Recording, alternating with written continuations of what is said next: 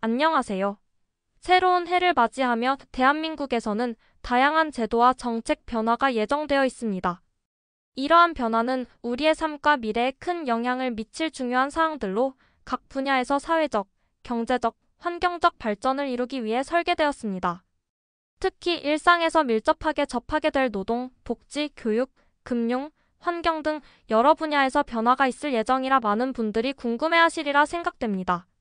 새해를 맞이하는 설렘 속에서 앞으로의 제도 변화가 어떤 영향을 미칠지 함께 살펴보며 준비하는 시간이 되었으면 합니다. 오늘은 여러분이 보다 잘 이해하고 대비할 수 있도록 주요 변경 사항들을 상세히 설명드리겠습니다. 하나하나 차근히 알아가며 2025년을 준비하는 데 도움이 되었으면 좋겠습니다. 2025년부터 대한민국에서는 다양한 분야에서 중요한 제도와 정책 변화가 있을 예정입니다. 이러한 변화는 국민 생활과 밀접하게 연관된 영역에서 삶의 질을 향상하고 사회의 전반적인 효율성을 높이는 데 초점이 맞춰져 있습니다. 먼저 노동 및 복지 분야에서는 여러 가지 변화가 예고되어 있습니다. 대표적으로 최저임금 인상이 있습니다. 최저임금이 시간당 1만 30원으로 인상될 예정인데, 이는 저임금 근로자들의 소득을 보장하고 경제적 안정성을 강화하기 위한 정책입니다.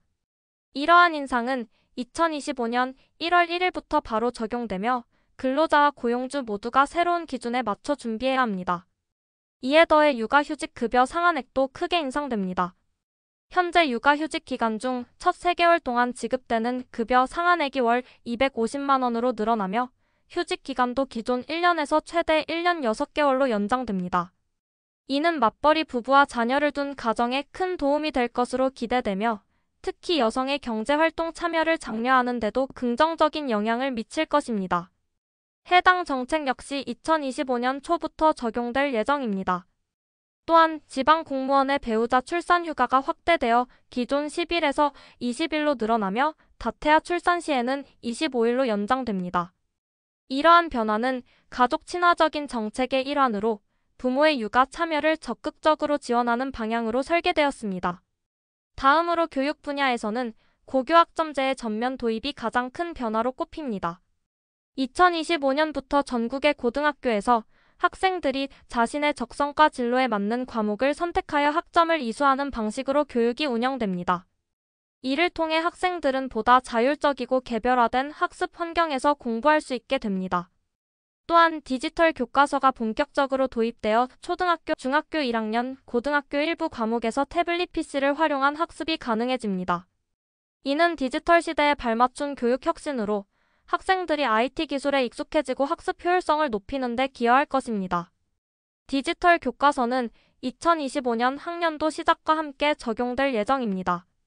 금융 및 경제 분야에서도 눈에 띄는 변화가 있습니다. 예금자 보호 한도가 기존 5천만 원에서 1억 원으로 상향됩니다.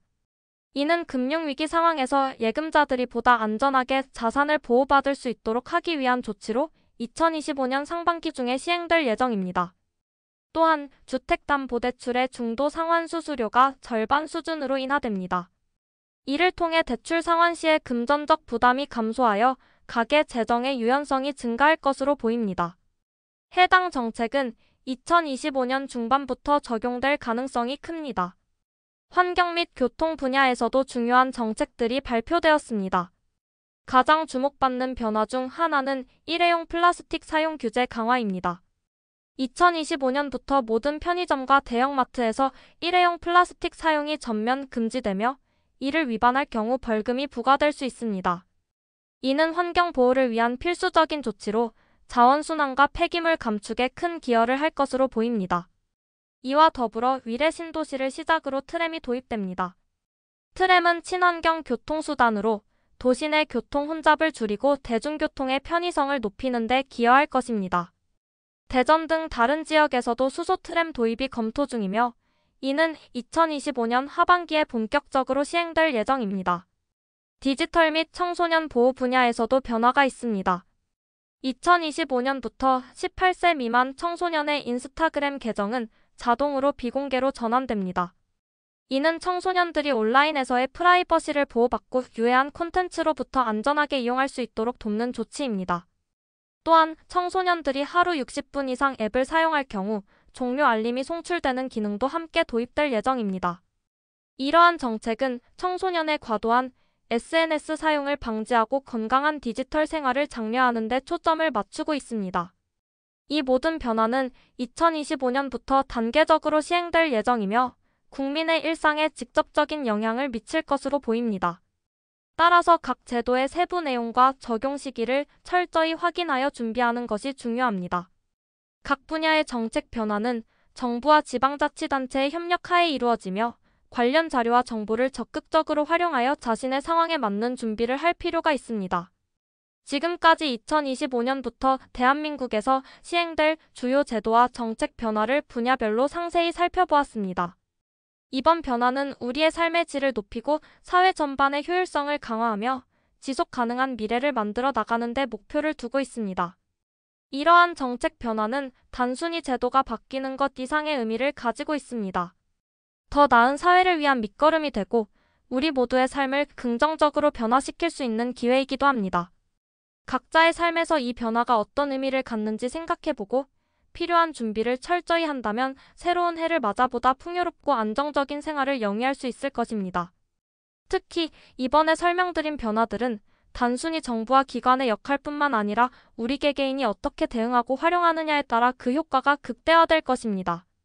여러분 모두가 각 분야에서 시행될 정책과 제도 변화를 잘 이해하고 적극적으로 활용해 보다 나은 삶을 만들어 가시기를 진심으로 응원합니다. 좋아요와 구독은 무료지만 저에겐 큰 기쁨입니다. 잊지 말고 눌러주세요.